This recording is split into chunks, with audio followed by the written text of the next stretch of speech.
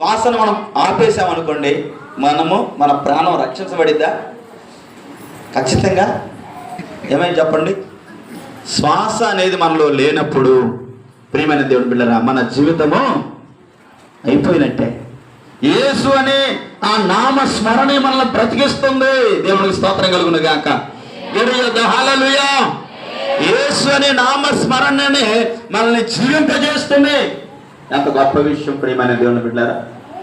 ఆ స్మరణ లేకపోతే మనం భూమి మీద జీవితం. ఈరోజు చాలా మంది యేసు ప్రభువును ఒప్పుకోరు, రక్షణను ఒప్పుకోరు, కానీ శ్వాస మాత్రం ఆయనదే, నామస్మరణ మాత్రం ఆయనదే. కానీ ఏ సైలెంట్ పడదు అని అంటారు, కానీ మన శ్వాసే ఆయన పేరును ఉచ్చరిస్తుంది.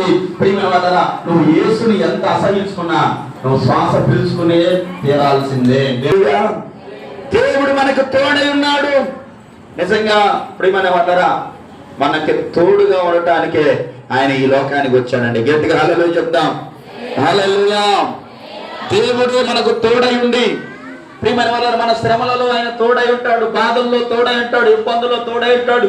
అందుకే ఆయనకి ఇమ్మానుయేలు అనే పేరు పెట్టబడింది. హల్లెలూయా. మనుషుల తోడు ఎంతోసేపు ఉండకపోవచ్చు. మీకు విషయం చెప్పమంటారా? ఇప్పుడు కొద్ది సెంటిమెంట్లోకి వెళ్దాం.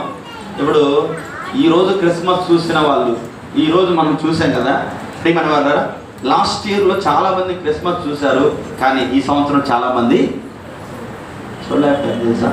నేను పోయిన సంవత్సరం కొన్ని ఫొటోస్ తీసాను ఇక్కడ చర్చికి సంబంధించిన. ఆ ఫోటోలన్నీ చూస్తే ఇప్పుడు కొంతమంది ఆ రోజు వచ్చిన వాళ్ళు ఇప్పుడు కొంతమంది లేరు, వాళ్ళ ఫోటోలు ఉన్నాయి. నాకు చూసినప్పుడు ఆశ్చర్యం వేసింది. అందుకే ప్రియమైన దేవుని బిడ్డలారా, ఈ జీవితం అనేది మన చేతులు అసలు లేనే. ఆనాడు వచ్చిన వాళ్ళు ఇప్పుడు లేరు తెలుసా.